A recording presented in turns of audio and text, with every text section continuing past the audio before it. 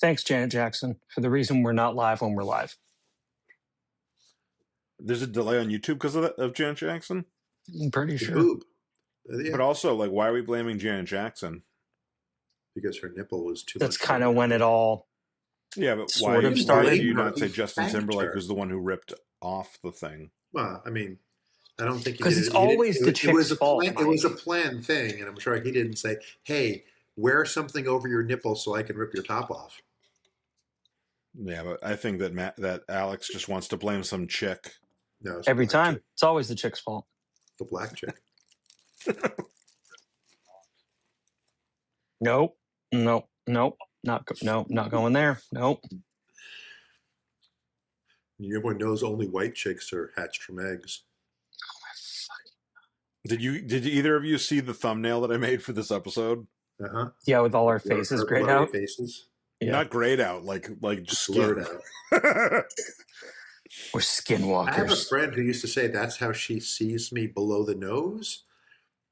Because I would go from full beard to goatee to clean shaven so often. She goes, when she pictured me, she didn't picture a facial hairstyle because it was so interchangeable. She says, like, you could be anything below the nose. All right.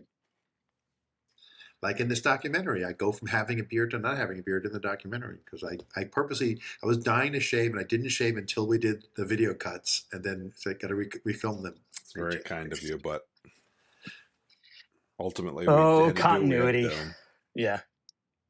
No, but I think the time scale thing zipping around kind of shows, though, that how long it's true. On it, so it makes it okay. Look at the beard he was able to grow. Yeah, in such a short period, right? In such a short period of time. Gray.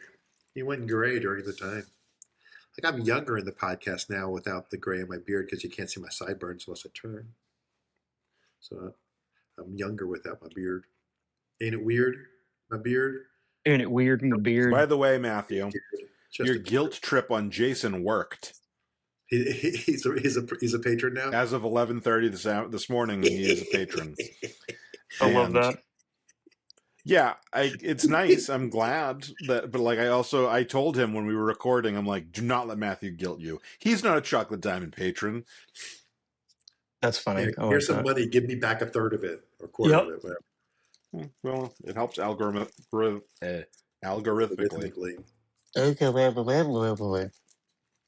Did you get your food from Luke Skywalker? It looks like his rations when he's on Dagobah. How do you grow big from eating food like this? It's a little Debbie Nutty Buddy. So I was down at the county clerk doing estate stuff, and the guy had all this Star Wars stuff in his office. I was at the county line. And so he went to get something for the printer or whatever, and he came back, and I said, I just have to say this because of all the stuff in your office. If Chewie is short for Chewbacca and Annie is short for Anakin, what is Luke short for? Ookie? He's a little short for a stormtrooper. If I could speak, I'd get the jokes out better. I always thought that it was because he was a stand-in for George Lucas, and that's why. Oh yeah, that's purely why that's why in the 3 parts of the story he decided to flush out and make the movies on the middle part because the Luke was him. Yeah. Is his dad Vader? Luke Starkiller. Luke's right. I'm glad they didn't stick with Starkiller. I wish that they hadn't named the base Starkiller, but I know Starkiller is in one of the video games.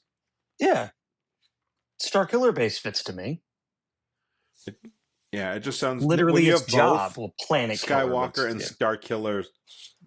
Yeah, you can have one but not the other. I think one but not both. That's what I mean. Leave it to the turbo nerd to insist on them both being there. So my next door neighbor growing up, Mo, had a Star Wars comforter on his bed, and it was Revenge of the Jedi. He got it like when they were selling stuff before they changed the title of the movie before it came out. Nice. That's wicked. Cool. Yeah. Just so you know that didn't know enough to vacuum pack it and save it for 100 years. He just used it. So that means that blanket is older than me and Alex. Correct. I don't know that he still has that blanket. Yeah, well. But I just want to make you feel old. It's the blanket he had on his bed when we were kids. Not kids, when we were adolescents. You want to make him feel. You want to make him feel old. I was in high school. He's like 2 years younger than me, but so he may have still been in middle school, junior high. Because it came out, I think, when I was in 10th grade, so he may have still been. Hey, Mike. It came out in May of '83, right? Yeah. Yeah. So even Alex wasn't born yet. I wasn't born yet. If you're really thinking that Matthew's old, just remember that Christopher Nolan reached out to him to check if parts of the Odyssey were historically accurate. That's like, yeah. I love the Christopher Nolan memes where they talk about how like he wants to do everything as practical as possible, and like I'm not gonna be able to pronounce it correctly, but the Lystrigerians or whatever in the poster, that shot that you've seen that picture, right, where it's Odysseus and then it's the Lystrigins or whatever. In the background, you mean? It's shot practically, and people are like, "How the fuck is it shot practically?" It's like they got a short woman to be the body double, and then they did like whatever, like and Lord of the Rings was a lot of it was practical and how the different sizes were. But people are saying like we don't want him to do a true horror movie because he'll like conjure a real demon instead of CGI. No horror from Nolan because he's just going to actually somebody in the eye to do the Cyclopes. And before Oppenheimer came out, like when they were like, oh, Christopher Nolan so doesn't want to do a CGI mushroom cloud, and people were like, what's he gonna do? So.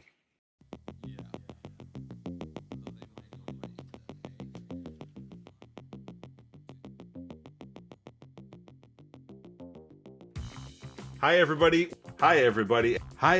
and welcome back to the Talking About the Big Stuff podcast with Michael Cole and Matthew Cravat. I am Michael Cole. And I am Matthew Cravat. All right, it is 6:30. 6:30. Welcome back, everybody, to Talking About the Big Stuff. Tonight we have faces. We have faces in real life. I'm sorry. I just wanted to make the thing clickbaity. It works. The thumbnail clickbaity, and I hopefully you see that like it's pretty creepy, and that'll get some people on board. So I wanted to talk about being a blank slate, and maybe I'm the only one of the three of us who can really relate to this, but like as a vague. I'm a white guy, but like I don't specifically scream Irish or Italian or anything specific, right? I'm just generic white guy, and I have resting clan face, and I think that I have a look that if I'm not wearing, was originally Democrats, yeah, it was. If you just look at me, sometimes people look woke. Assume. No, I don't. To most people, it doesn't look woke enough. Right. Because I throughout my life, throughout my adulthood, I have gotten people. Even the coughing on his shirt's asleep. Yeah, it says no talkie before coffee. For coffee. But I get it. It's asleep. I've been getting this as an adult the whole time I've been an adult, which is you randomly meet somebody or you connect with somebody who doesn't know you or doesn't know you well, and they just assume you're going to be on the same page about things because of this look, right? And so Sarah and I, when I got laid off, when Logan was 6 months old, Sarah and I went to this, it was a travel show. Like instead of like, a boat show or whatever, it was a travel show at like a convention center in Boston. Sarah just wanted to cheer me up. It was like 4 days after I got laid off, and she's like, we'll just wander around. You can sign up for, a chance to win free tickets to, Barbados or whatever. Because they have all those, kinds of things. So we're at this trade show, I guess not trade show, but like because it's consumer fronted or, whatever. And we go through the whole thing. We zigzag through all the aisles. And the last aisle is a guy giving away a freezer of meat. And we were like, yeah, we'll sign up to enter to win the freezer of meat. And the guy starts talking to me, and He's from Framingham, Massachusetts, which is where I went to high school. It's where I lived before meeting Sarah. Framingham is, even though I grew up in Marlborough, Framingham is kind of what I identify with more than Marlborough. I was going to say, I have been to Framingham. Nice. My first college was Polytech, University of Brooklyn Polytechnic in Brooklyn, but the other campus was Framingham. Yeah. So, I mentioned that because he asks where you're from originally, and that's what I said. And he goes, "Oh, I grew up in Framingham," and then he starts to talk about the Brazilian problem, and because how many is that? Huh? How many is a Brazilian? It is. It's just after trillions are Brazilians.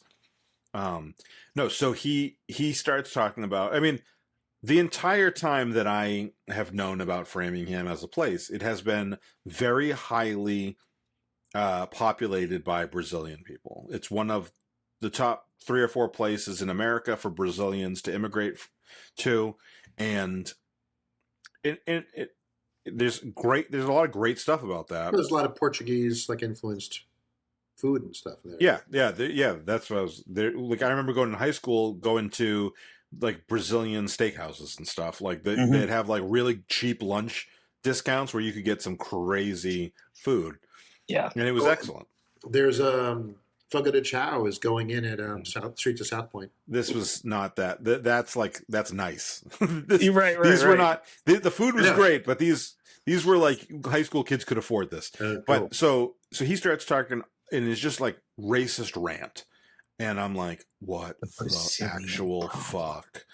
And finally, Logan's chill as hell at 6 months old in his stroller, and I'm like, I think he pooped. I think we need to go change him because I'm pretty. Yeah, can you smell that, Sarah? Yeah, and we're walking out. The sliding doors slide behind us afterwards, and she's like, "What the fuck was that?" I'm like, that's what happens. I'm like, if you hadn't been there, he'd have gotten sexist too because he got racist, and and I'm like, he sees me and he thinks I can say whatever I want to this guy. Shaves. Like when people do they're not looking for me. Oh. I get the opposite because I got my nose. Yeah, I mean, I've gotten some people who've assumed I'm Jewish. I get, you look like a Jew. I mean, I got that. I don't get the conspiratorial one. I get the negative one. I don't get the conspiratorial one. They just already know. Yeah, and I don't want to make it sound like what I get is as bad as the. No, there's no negativity. That's not a bad thing to get. That's a weird thing to get. No, it can be uncomfortable. It's because there's this weird. You say it's uncomfortable. Now you're a shithead. What I was going to say. Now you're anti-Semitic because what I was going to say is there is I don't know this guy, and the fact that he's telling me these things could imply that he is crazy to tell a stranger these things. He could be dangerous. If I say, "Hey, I actually like Brazilian people." And I'm not a racist. Now you're the enemy. Going to get? Is it going to just be like a buzzkill for him? You're going to get your ass beat. Is what's going to happen. That's not racist to acknowledge that Brazilian people do all these horrible things. Yeah, but racists don't think of themselves always as racist. The heads of the clan do, but the members just no, I'm just proud to be white. You're allowed to proud to be what you are. I'm allowed to burn a cross on your lawn because I'm proud to be white. I absolutely agree with you, but the problem is that you don't know when they're dangerous or not. Right. And so I don't know, I don't want to get into confrontation blindly. I'm not looking for it. There are times where it's oh, you have, there's enough people on your side, enough people there that you have the safety in numbers. There's other situations, but this was just random, right? This random dude saying some random shit to me. And I was like, yeah, I don't know. Am I going to make any difference in speaking out to him? Almost certainly not. Is my baby right here? And do I want to endanger my baby? Nope. Nope. There are these things to weigh. And so it's absolutely, I was starting to say, Matthew, it's not as bad as being the recipient of prejudice, but it is its own kind of lesser bad. Having to deal with that. Apparently, when I was a little kid, when I was very little, before my sister was born, so I would have been under 2 years old, my parents were driving to Florida, and we stopped in West Virginia. They said it was West Virginia. I'm not 100% sure that they know for sure. And we were at a rest stop or whatever, and just they were letting me out to wander around a little bit because I'd been in the car for hours and wander around the parking area, the green, if there's grass, whatever. And a guy comes up and starts talking about how such a cute little blonde-haired baby I was, and you get such a cute little blonde-haired baby. My parents are young parents, right? So like, my dad would have been 26 and my mom was 24, and so they're like a little naive, right? A little naive, and they're like, "Oh, thank you," instead of being like, "All right, once was nice, now it's weird." And apparently, it was when he started saying that they had to be careful not to bring me around those N words. That's when my parents were like, "Well, we need to get going back on the road because we have to get to the hotel before it closes or before it's too late or whatever." Because they started just dropping the N-word on my parents because they are generic white people, and this was 1985 or 6, but so the Junos does not get that so much. Though anti-Semitic. I mean, obviously, I wouldn't get bring you in. Here, let's show the anti-Semitic joke because I'm clearly. If I could pass for something like Italian or other Mediterranean, sure. But definitely not a safe bet, not a blank slate like you would say. But for racists against black people, anyone can do that. So I definitely and I haven't gotten it much because I'm privileged enough to be in a class where the people I surround myself with, like I worked in high corporate jobs where people wouldn't, even if they felt that way, they wouldn't feel comfortable saying it. Right, they wouldn't say it. But what I did get, where I could be undercover, like you're undercover, every kind of ism, was working in pharma marketing, like undercover, like Democrat, because so many Republicans and conservatives, and they assume everyone else is too. Yeah. Environment. So I got that a lot, where people would say they want to spend money doing this. I'm like, yeah, we do. Yeah. Yeah. So I had a little bit of an incident this week. I'm not going to talk specifically about too many details, but we had a meal with some family, and it got pretty. So you're not going to tell us what meal it was? Whether it was breakfast, lunch, it was lunch. It was lunch. Oh, it was lunch. Shit, Alex, man. Wow. Yep. We had lunch, and I thought we could trust him, Matthew. Fucking lunch. It was. We were expecting it to be kind of awkward, but it got real. There was a part where it got really intensely racist. I need to know. I know we're not going to give us all details, but what kind of restaurant, like size and casual dining? It was like a British pub with burgers, is what we had. Fish and chips and burgers and stuff. Okay, so British pub, so high wooden back things. You had a little bit of privacy, but close enough that people could overhear. We did not have that. We did not have privacy, and I did have my 10-year-old with me, and so that makes what happened crazier is that and his 10-year-old is just as much of a smart ass as he is. Oh yeah, we got in the car, and he was like, "So does he believe every conspiracy theory? Does he believe all of those things he said?" But there's there's that like silly crazy, and then there's the outright racism, right? And so I told you guys the story yesterday in person, but like I just did what I think of as the Mum Donnie with Trump, which is you don't encourage it with any smiles or laughter, you just blank slate. Mm-hmm. Like when your kid says fuck for the first time. Yeah. Just let it go. Right. Yeah, you don't do that, but you also and I was like, I don't can't laugh at it, can't say don't do it. You have it didn't happen. But finally there was like a natural spot in the conversation. The racism had been over for 20 minutes. And I was like, you know what? I can be the big boisterous person too, like at the table. And so I've told you guys this story before, but I told the story about how Sarah and Logan, when we were coming back from Texas, and I was in the bathroom in Mississippi at the restaurant, and they went out to the like island in the road where there was a statue and started taking pictures. And I was like, what are you taking pictures with my blonde-haired, blue-eyed son of? And she was like, this soldier is a revolutionary soldier, right? And I was like, no, that's not, because we weren't in the revolution. So I told that story in a very clear, like, I don't want to be associated with racism. Like, that was what the point of the story was, right? And I was like, yeah, like, because I don't want people to think I'm a racist.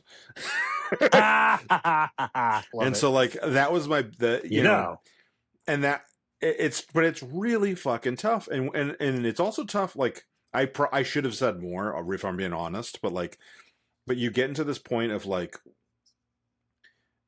my kid's here, which should make you not say it. Like, even if you think this guy loves an N-word joke, like, his wife probably doesn't want the kid to hear it. Yeah. It didn't go that way. That you'd be there fine it with is. Yep. wife would.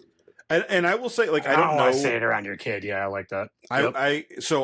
I growing up, I don't know what my dad's relationship with people, like what his friends are like, racial, like as far as their. I don't know if my dad has racist friends. Is what you were trying to get at? Yeah, no, that is what I'm trying to get. I don't know how he handles that because, but when they were around me, so like his cousin, the one guy that he's related to on his dad's side that he knew, that he met him when I was like 7 or 8.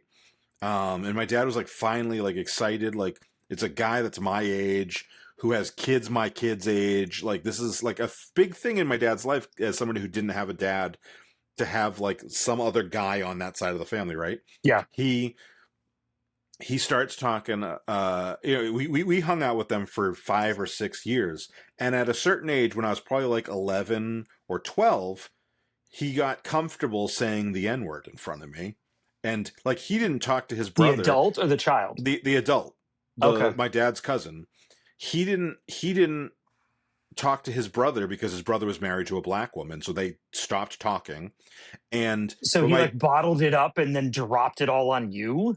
No. So this was just the race. He was just an outright racist, and he would just say racist shit all the time. And he probably had been saying it to some extent around my dad. I don't know, the whole time. But there was one time where he said it a bunch of times in front of me. My dad said, "Hey, don't say that in front of Mike." And my dad called him out on it. And basically, I never saw the guy again. And my dad hasn't seen him in almost 30 years. And it's like, there is, I wish I had the balls to do that sometimes, but like, there's also like, my mom backed that shit up. And I don't know how Sarah would feel if I started like being like, hey, racist, bye. So instead, what I do is you fight the battle the way you can. Right. But, yeah. But like, there is that level of like, why would you just assume that you can say that? Like, and this was not, we've talked about how racism and bigotry have come back out of the, hiding, like they had to go into hiding for a little while. Where they belong. Cool. And there is, I'm kind of torn because there's a way in which it's like, yeah, I want to know who the scumbags are, but then it's also like, but yeah, if you had to pretend, then you weren't at least able to spread it as easily to like impressionable children and stuff, right? But like, anytime anyone says anything racist, homophobic, anything in front of Logan, my kids would call us on things that weren't racist because to them it sounded like it could be.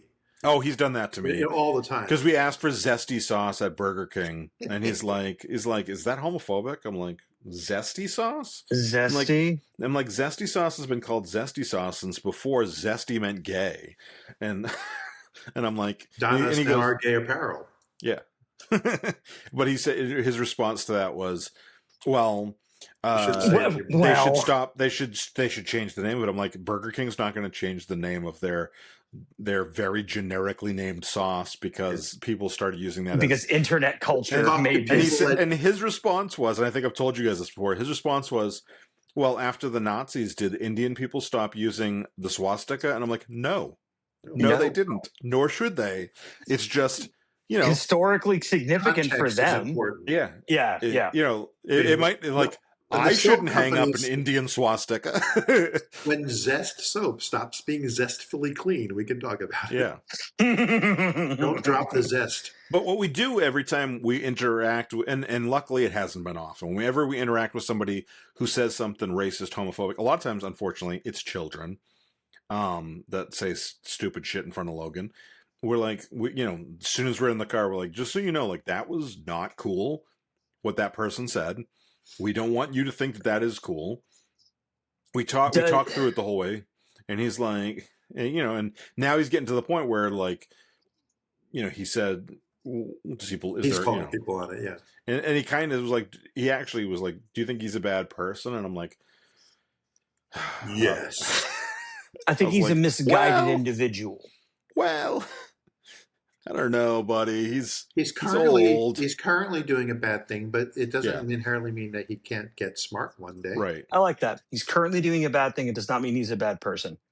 Well, he is now, but it's not permanent. That's like a temporary adjective. Temporarily you can be bad and then make amends. Right. There's restorative amends. But I also became aware, Logan is only a year or two younger than I was when my dad's cousin went on the N-word rant, which, honestly, if I'm being honest, we had heard his daughters say stuff in front of us that my mom had been like, what the fuck?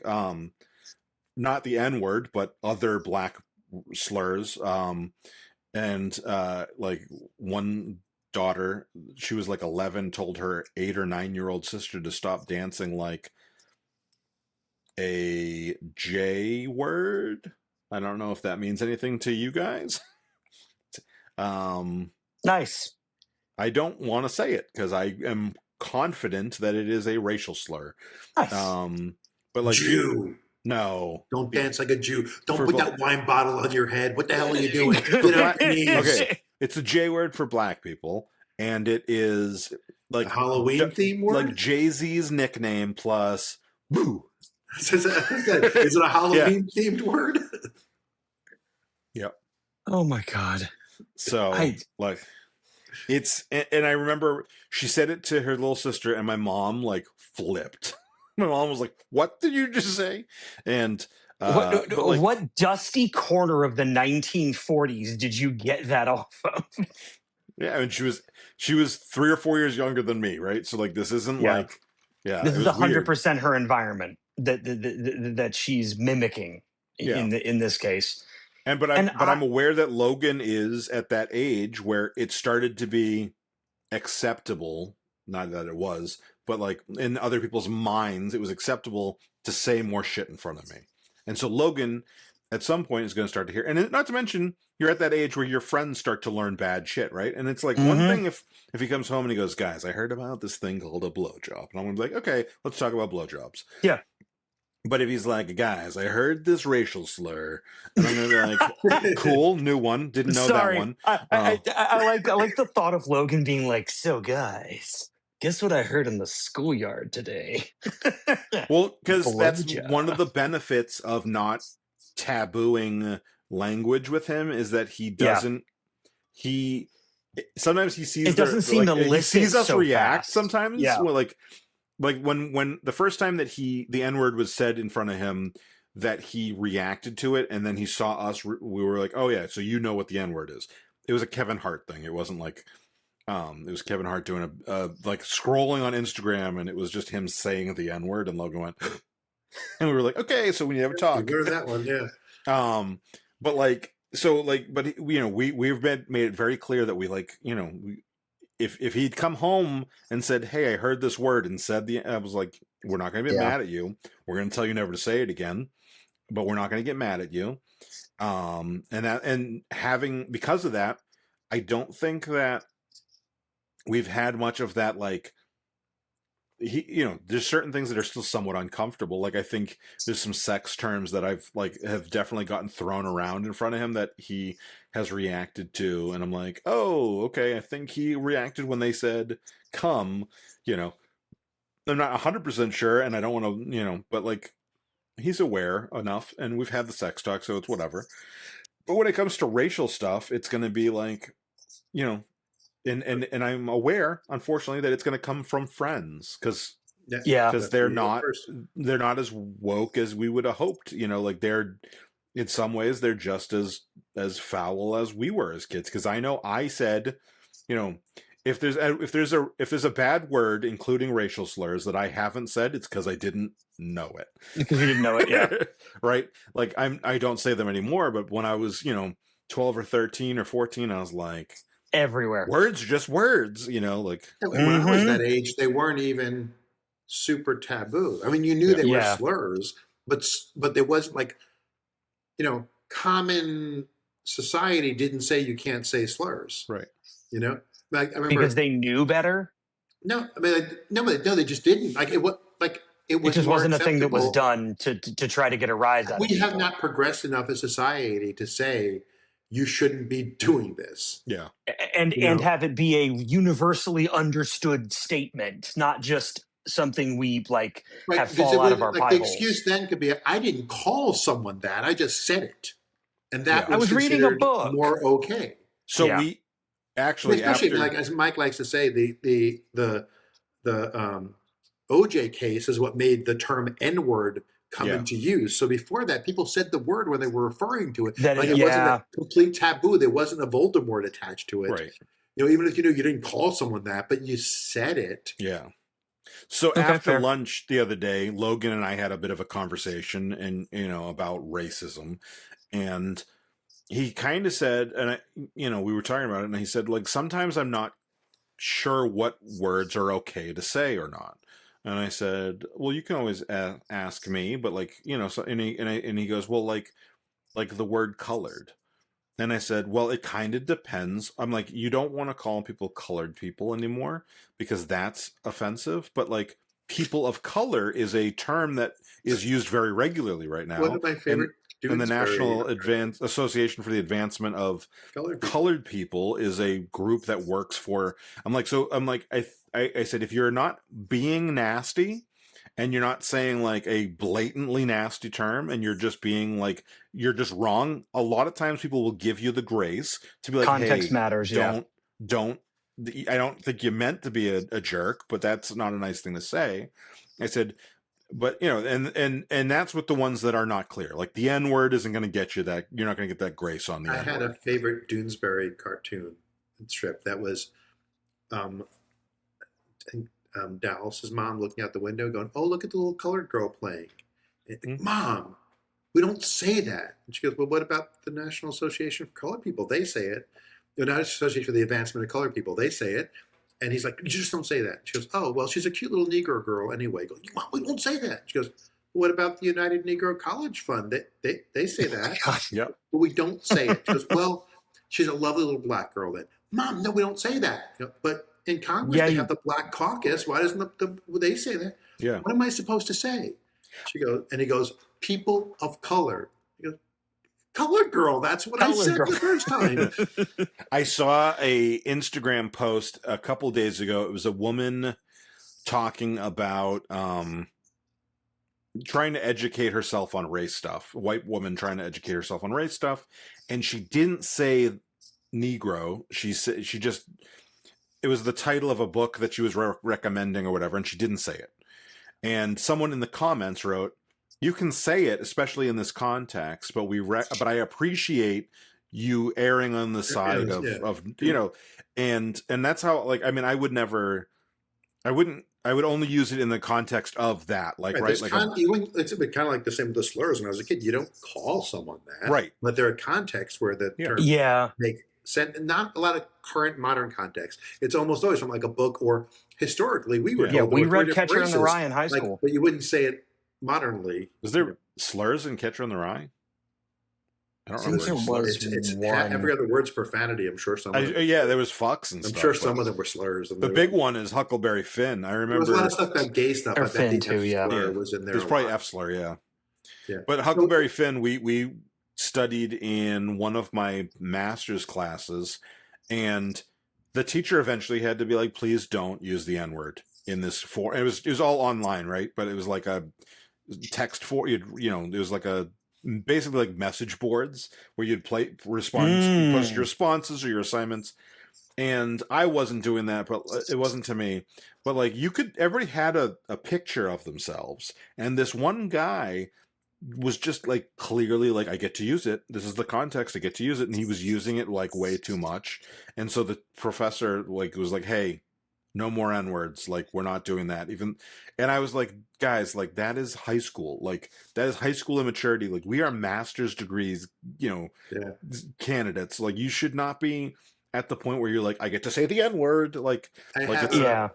I have a fun master's degree, graduate school story too. Even though I didn't go to graduate school, I had a buddy who he may have been getting his PhD at the time, but he was a science guy. So he's in a lab, Bill Nye. and apparently they just there's no language restrictions. Obviously not slurs, but like, so the one guy was saying fuck all the time, and he's just got the habit of saying fuck so often that the professor said, okay, there's a limit, 3 fucks a day in this lab. And then one of the women in the group was like, do I get to choose who? Amazing.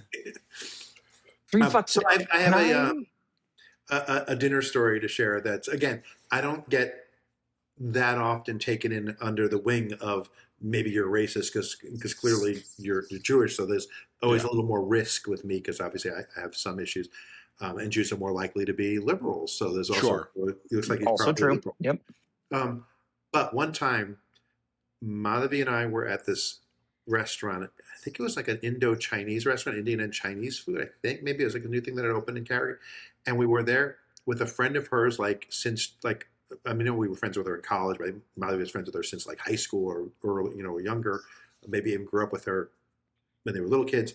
And her husband, who is white, Joe, he's just Joe. And then a friend of theirs from childhood, and he must be from childhood, because from childhood, who is a Sikh, and he had recently stopped wearing his turban, like he was kind of on the outs of his family a little bit. And but we were all eat together. He was in town, so we were all to eat together.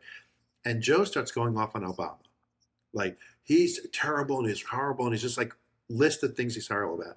And it gets quiet for a second, and I go, I agree, Joe. He is not nearly liberal enough for me. He is not getting the stuff done that I want, and I just dig into it. And our child friend Gurpreet was his name. He looks from Joe, looks at me, and goes, yeah, I was hoping that he would get universal health care. And he just jumps in, and Joe realizes, oh, he's on the losing end of the math in this group. That was... But his assumption was, you're going to agree with me. Let's be Obama. At this point, I am like, if you're going to assume about me, I'm going to just be like, cool, because, I'm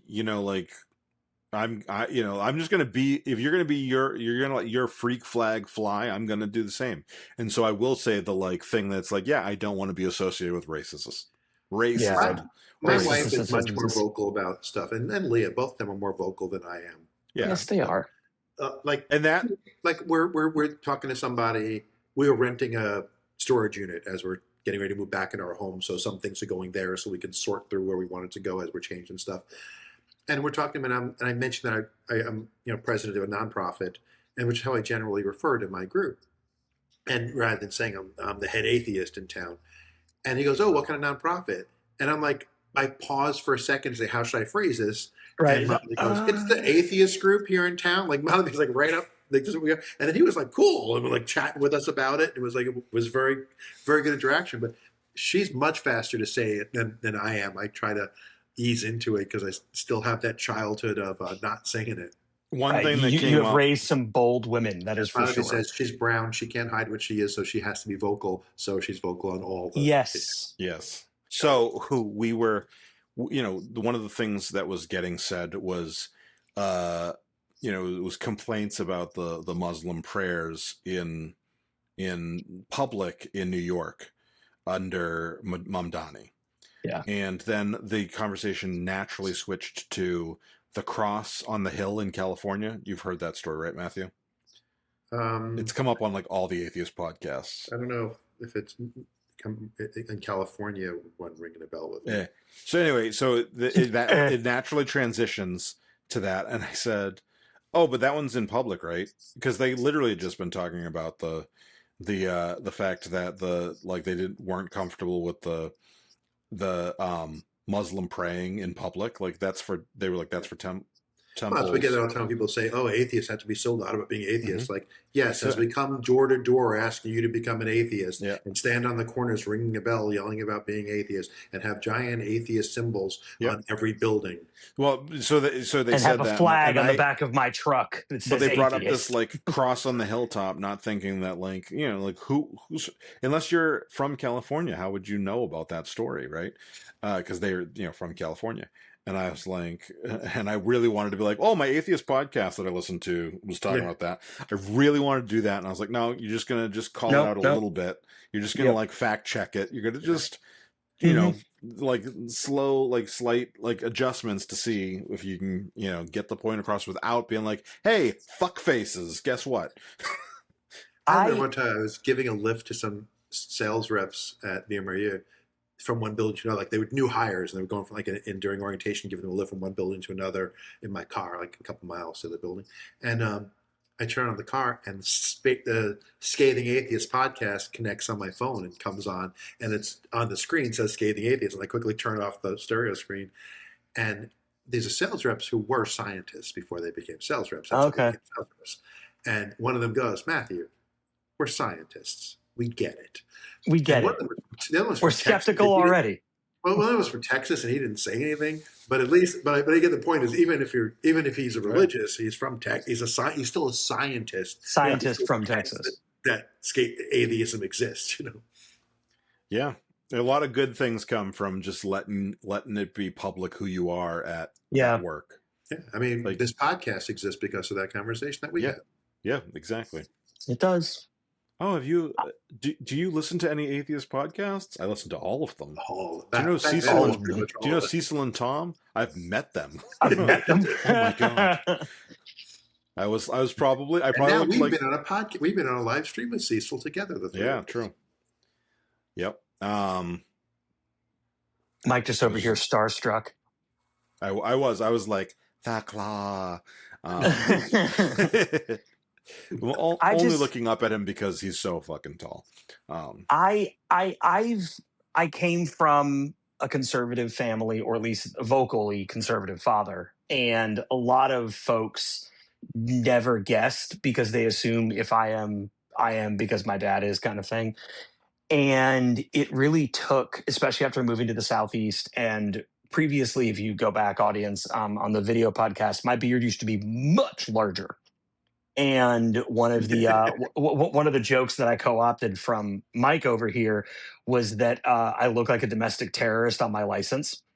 He does, and I do, and I don't smile in photos, so I'm just always look like someone either poked me or I smelled a fart. And my beard used to be like down to here. Is him driving away from the Oklahoma building. Yeah, a little bit. It is a little Unabombery. So it was just always difficult to be someone who understands how to hunt and can cook and can butcher things and all of these very conservative adjacent activities or knowledge or interests. And I'm just thinking, no, I'm actually a blazing feminist, and I think it's kind of shitty how people are treated, and you should too, because that's just the right thing to do. And it was always, wait, you're not. I'm like, no. That's the thing. That is part of the weirdness of this like blank slate thing, is that you assume all these things go together. But like, what does hunting have to do with your opinion on homosexuality? Like, what do those things have to do with each other? Or what is, what is your ability to butcher meat? Well, I was going to say abortion, but I guess I can see how that can connect. But we throw both. This podcast is credentialed. I saw a Threads post that was right in line with that, Alex, and it was someone like the person said they were at a shooting range. Yep. And they're meeting someone for the first time at the range. They're shooting, and the guy's going off, and he's like, you know what? I never met no liberal here at a shooting range who knows how to shoot, knows how to do this. And the guy's like, so I put my hand down. I said, you've been talking to one for 20 minutes. Nice to meet you. And it's like, but like I was assuming that no one else there is a liberal. Yeah. We had no idea how many people were.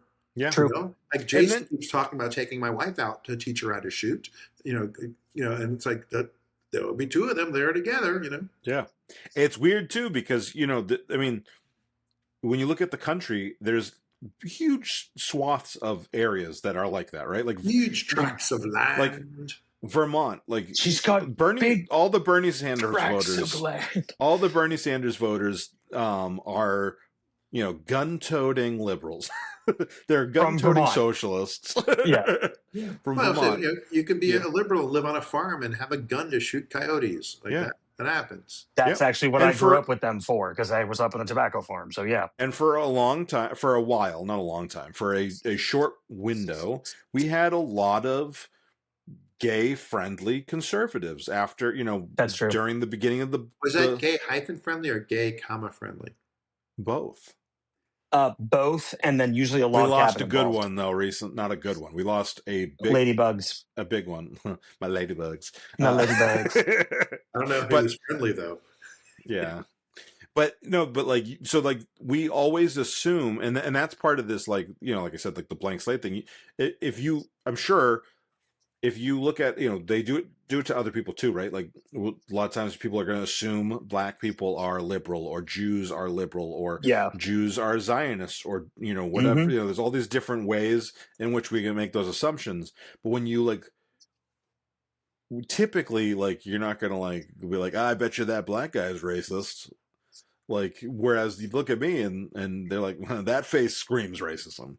And we used to have the reverse. So I know people who lived in the reverse world. That my dad was a hippie, my parents were hippies.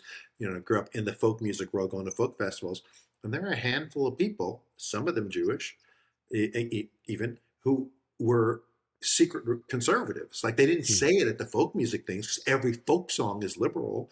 It irked them that everybody was so blatantly liberal. I found out later that they were upset that everyone just assumed that everyone there is liberal. And my dad was like, you just assume that everybody has empathy. It's weird sometimes, Yeah. Like, you're singing song. As one guy, one of his most popular songs that he sang was called Across the Rio Grande. And it was about how Mexicans look north saying, the promised land is right there. It's just a little tiny bit of water, and yet my life would be so different.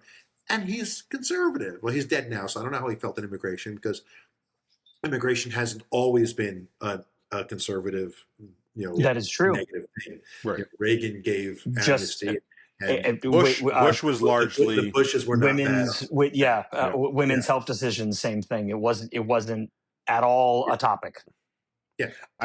Did you listen to today's? I think it was always like, Matthew, did you listen to today's Skeptocrat yet? I did.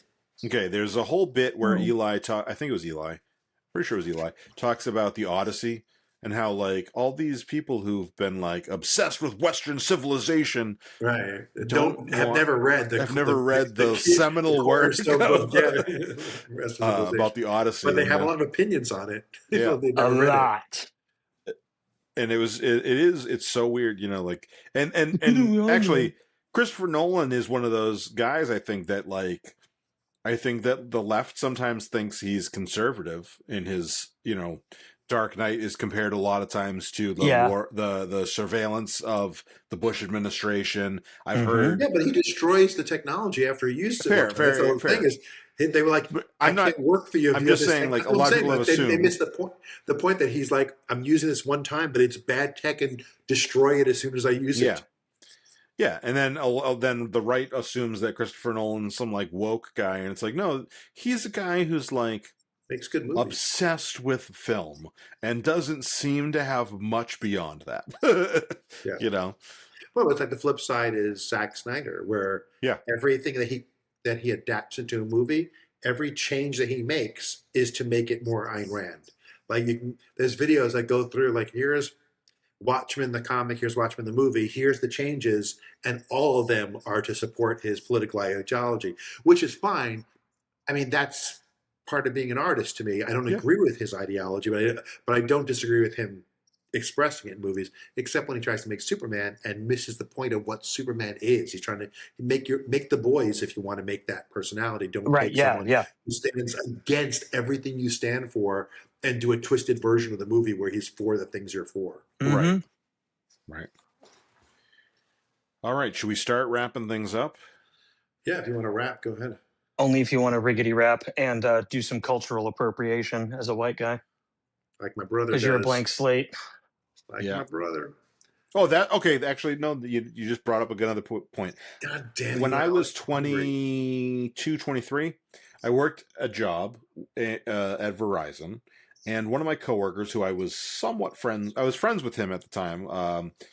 He asked me how I could listen to rap music, and I was like, because I like it, and he was like, Yeah. but it's not for you. And it wasn't like he was black and he was like, this is ours. It was He was more just kind of like, confused, honestly, about it. I want to no, listen to black no. music. Why are you listening to black No, music? no. It, When I say confused, I mean misled. So he was white, He was misled. right? yeah. So this is a white person, and his understanding of urban music is that it can't be for anybody else that's not the characteristic artist that creates it. Almost like you're appropriating or you're trying to enjoy someone else's thing. Yeah, I also think it kind of goes back to what we were talking about last week with the music thing of just like, what do you have to connect with there? But Madhavi says, you white guys need to speak up to support us people of color. I absolutely agree. 100%. And I will say my only caveat to that is that like I try to take the lead from the person in the situation. Like, so if I was in Yeah, the like problem is if I'm getting accused of white knighting. It's not right, like I that. don't want to. Yeah. Well, I don't want to do that, but I also don't want. There's the other. We've talked about it with protests. So you want to be where it's taken like, seriously. no, where you also don't want, like, if you're a white guy who has no skin in the game, can easily say something that can really raise the temperature, and Yeah. it doesn't bother me. It doesn't affect me. I'm not going to be the one that gets arrested at a protest, or I'm But not it's going to be the you're right. person who's going to. Yeah. Whereas, It's like, gotta be and the that skill can of happen in micro ways too. It's got to be amplifying the Exactly. voices that need to be amplified. Exactly. Mhm. Now, and I think that in a situation where it's like we're at a dinner or lunch table and someone says something racist, saying, "Hey, that's racist. Don't say that," is probably there's probably no downside to that. So other what than you the should like, have done at your lunch was I turn should've. to Logan and say, "That's what a racist looks like." Yeah. Actually, one last thing that I want to say is because That's fantastic. Logan was the best of us. He, little kids get bored and they aren't always polite about that. So he pooped just like when he was a baby. So No. shit, which is So what you hope at he one did the other point time. in the middle of it, he goes, and instead of correcting, we were just like, With you, buddy. With you. but like, yeah, no, I don't want to be the person who raises the temperature. I don't want to be like, again, at that table, I could have said something. If you're Yeah. if I was at a table with Sarah, and someone starts saying sexist shit, I'm gonna, back to Alex, you and I talked about this on Cinnamon with if I had legs, I'd kick you. But like when car dealers assume that I'm the buyer or that I'm the decision maker, and I'm just like, Yep. this is her car, and she knows more There about is cars. nothing that pisses my wife off than people in a sales thing looking at me and not her. Especially when she answers every question. She's the one who asks the questions. I'm the one just hanging out in the background. Oh, yeah. And some people just cannot get over making eye contact with me instead of her. Yeah. And we'll leave a place because like they talk to you, not me. We're not buying here. Like that has happened. Yeah. When I was a kid, my dad would leave places when it was my mom's car that they were going for, and he's like, as the spouse of somebody, there is a little bit of a stake in the car, right? Like, I want to know that I'm comfortable in the passenger seat, and those things. But like, that's not a decision making factor. That's just like, I won't even say veto power. It's just like an opinion. It's a piece of information. Concerned, even if it's for me. Yeah. Like I primarily drive the new car, but she made all the decisions about it are you cool with that, honey? Yeah, I'm cool with it. But she's the one who is more concerned about those things than I am. Yeah. And about our finances than I am. So she's the decision maker. Yeah. And that's where a good salesperson figures that out fast. A bad salesperson is just sexist and looks to the man. Yeah, so women salespeople do it too, unfortunately. But they do. I mean, it's still sexism. It's still assuming the man. It's internalized, misogyny. So being that blank slate as not necessarily a political stance, but as a gender bias stance. Same thing. My wife is the badass. That is her vehicle, right? We went and purchased her vehicle. She might ask, because I know you're going to drive it, well, what is your take on this? What do you feel? But I I enjoy getting to just defer to her in front of others. Like I get off a little on doing that. I was like, no, it's hers. I'm empowered that I have such a badass partner that I can push that decision to them, and they're going to make that decision on their own. And I'm the guy with the beard down to here who can't wait to go home and drink a whiskey. Like that's me, Yeah. but then that's my very educated, very well off, like you cut her, she bleeds blue woman over here. And sometimes it's And in, what are you buying? Like his car, they look at you. Like we've been buying a lot of furniture recently, and everyone is very happy to talk mostly to my wife. Yeah. You know what? When we went to buy the disposal to replace it, they sure didn't look at her. But she also was the one looking at me like, you're installing it. I was like, I installed the last one. I know. When I was 19, I worked at Home Depot, and I was one of the cashiers, and guys would come up and be like, hey, I need to fix my kitchen sink, blah, blah, blah. What do you recommend for this?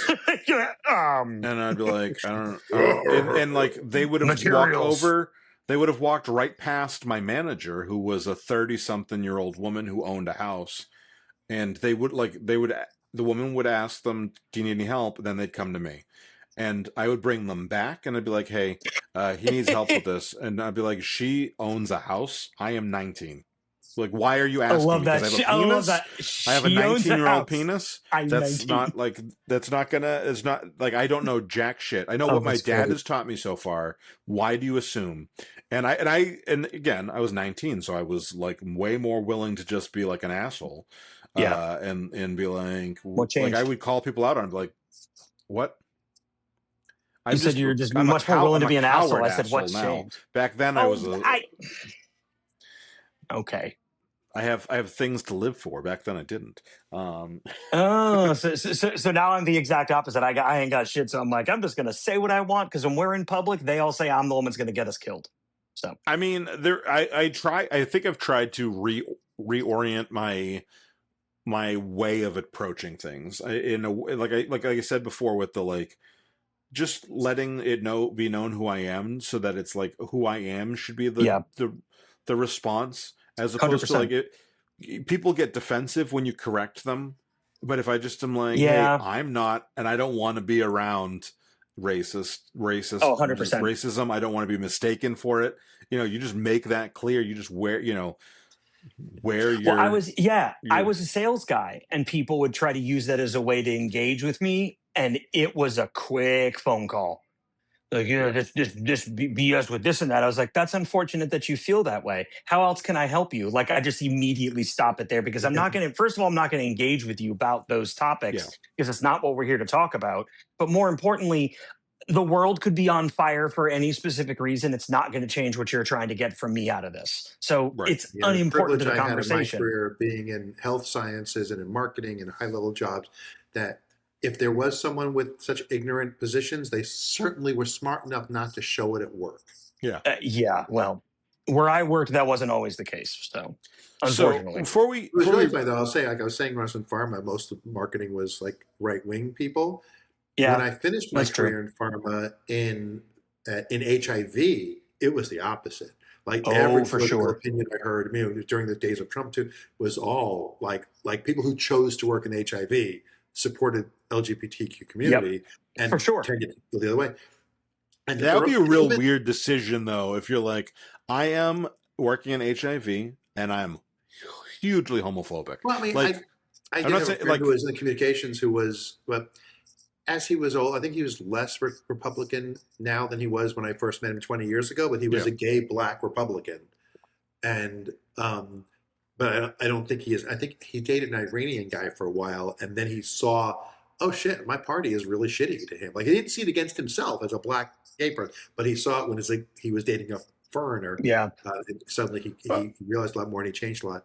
I wonder if you're treated like a, and I feel like this word is like bad, but like if you're treated like a token, and like, like the black people that go on Fox News, or the gay people that go on Fox News, have value to them. Are you treated well enough that you don't see the problem?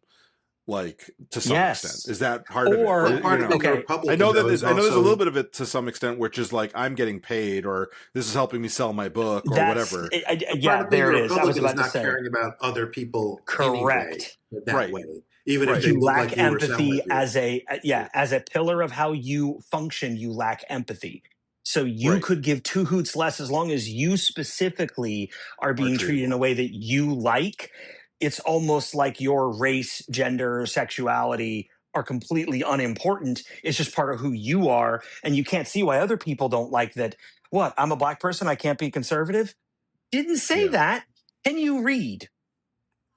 And then the one thing I'll say also my company made me happy with was when Trump said no DEI if you have government contracts with his executive order. And in a pharma company, of course, we work with the VA, so that affected us. Yeah. The town hall meeting that upper management held to discuss it included our values will not change. Our values have not changed. So while we would no longer have DEI programs, look forward to a newly named program that will come out soon about how we do our business and how we operate. Love that. Like they were just acknowledging we're going to change the name of the program, but we haven't changed our values. And that was nice to hear from management. Yeah. So agreed. before we start to wrap things up, I just want to ask one quick question: Is this episode peak white guys sniffing their own farts? No, I am in the same room as the cat litter. I am smelling cat shit. And they all have decided now is the time to shit. They've taken turns during this podcast.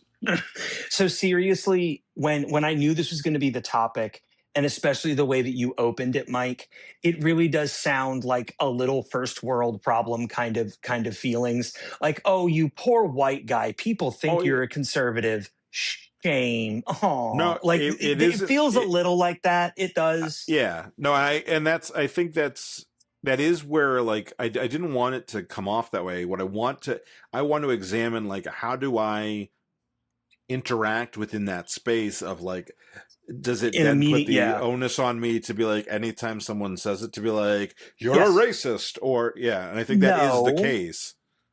I don't think it begets that. I think not reacting to it is just as bad as like not telling the truth, but you don't tell a lie either. You just kind of do nothing. Okay. And when we're all adults, my real belief on this is if you get that individual to not do their knee-jerk reaction, or you have them think critically, even for a moment, about what they say or feel, that is what will make the difference, because any human can only have that kind of thing happen one too many times till they really, like like Matthew, you were mentioning your coworker, they couldn't care how they were treated, but if someone they cared about was treated poorly, that stuck for them. Like that kind of situation, it isn't smelling our own farts. It's making sure that we're aware, just like Madhavi said, we are the most privileged class of any individual in this country. And to waste it is presumptuous. To not ever use it for better, I agree. And that's, that has been part of like, I've always thought of like the fact that like as a cis straight white guy living in a purple area as opposed to Massachusetts, like I'm voting to help the gay people, the women, like that, and that's not necessarily enough. I'm not saying that's enough, but like that is how I think about it. It's my responsibility to offset what I can offset of the bad in this place. 100%. That is reminiscent of when Madhavi was in sales training. So everyone around her was sales reps that moved up. So money was their focus. They were sales reps, and then they moved into training. And it was when Hillary was running for president, and she was a big Hillary supporter. And they were like, they had no idea. They couldn't understand, like, what's in it for you? You make good money. Your husband makes good money. She's giving away free stuff to poor people. What's in it for you to support her? And Madhavi's like, I'm not a selfish bastard. Not everything has to be for me. There are people around me who need things. And they just couldn't conceive. They were like, if it doesn't help you directly, why would you support a program that doesn't help you? That sounds like a salesperson. If we get another Hillary style person on the Democratic ticket, and I'm saying this as No, Hillary and Oh, AOC No. are you very mean similar. a shitty Democrat? Okay. I just mean like Yeah. I mean like a centrist, like a corporate Yeah. Democrat, like Hillary. If we get her again, and anybody asks, I would literally. This is my like what I think I will say is, you like Ronald Reagan? Because this is like the closest we're going to get to Ronald Reagan. She's probably further right than Reagan because Yeah, everything exactly. has moved. Right, like you're not going to get like the conservatives. Like Donald Trump is not connected to. But they Ronald don't like Reagan. Reagan anymore. Reagan would not pass the current sniff test for. No. Well, That's true. yeah, they wouldn't like Ronald Reagan if he was transposed into now. They still like the memory of him. Well, I think Trump has overturned that they no longer look back at him, because I think Trump has changed the party to where they don't look at him as a hero. Look, because they're changing all the names to everything to Trump. Whether before it was, up until Trump, it was Reagan what can we or name Kennedy, Reagan? The yeah. airport, this. What can we name after Reagan? And now there's no more. What do we name after Reagan Reagan? and Reagan Kennedy. doesn't come up in conversation. It's anymore. hard for you to Trump. say that, and then for me to think, oh, well, Donald Trump has done nothing good, because Ronald Reagan sucks, and Ronald Reagan's the reason we're here today. Right, he put us on the path. Well, Nixon put us on the path. Reagan Nixon really accelerated us down it. Yeah, but like honestly, like Reagan got us into like the Bush. After Reagan, with Bush, we then Clinton was so far right for a left for a Democrat that it was like that was all in response to Reagan, and then then after that we get Bush and Obama, what he was on as a candidate versus what he was as a, and I'm not complaining about Clinton's policies or anything. I'm just saying like the whole Overton window came over in order to win. I say Nixon would be a hardcore liberal. Yeah. Nixon today, if you look at his policies today, they'd all be considered liberal policies. Mm-hmm. Right? But Nixon had Jimmy Carter afterwards. So like Jimmy Carter was like up until maybe Biden, or maybe not at all. Jimmy Carter was the last true like leftist president so far. Maybe I would say that Biden, as he ended up like running things and governing, policy-wise, was pretty close. Was definitely the most liberal and left of my lifetime. Yeah, for a lot of us. But we do like and all Obama. that was white privilege too. Obama couldn't go as far left, because he was already getting so much shit. Right. Yeah, that's true. Absolutely true. Anyway, let's start wrapping things up. So hey, everybody. If you're watching this video, make sure you like the video. Make sure you are subscribed to our channel. Make sure you ring the notification bell so that when we go live, usually Mondays at 6:30, but sometimes not. We're not going live next week. Don't look for us. And I don't think we're going to be live at our normal time 2 weeks from now. Might be a day late. Yeah, it's true. Yep. And $1 short. So make sure you ring the bell so you know when we are live. Don't make any anti-Semitic jokes, Alex. I'm talking here. No, I'm not going to make any anti-Semitic jokes, because making anti-anything jokes is just going to further close off our ability to seem like we're trustworthy people when we have, like in Mike's case, children around, or when we have other adults who are in the room. I want to be the best example for them. And if I can't lead by running my mouth, at least I'm going to lead by just how I conduct myself around in these situations, so that that young person wants to say, Uncle Alex, why did they talk like that? I want to be asked those questions because I want to be given that opportunity. And I want to seem trustworthy. So I can't be. And I will say, in response to Matthew's $1 short, which I know is just a play on Daylight, if you want to make it so that we're not $1 short, you could go to patreon.com/talking about the big stuff. And we have a $1 option there where you can get all of our episodes early for $1 a month. We have a $3 option, which gets you a whole bunch of extra stuff. Like we're going to cut out any, we're going to cut out any specifics this week. We're going to cut out any bad, any we didn't get too sexual or anything, but like we're going to cut out bad words, some of them.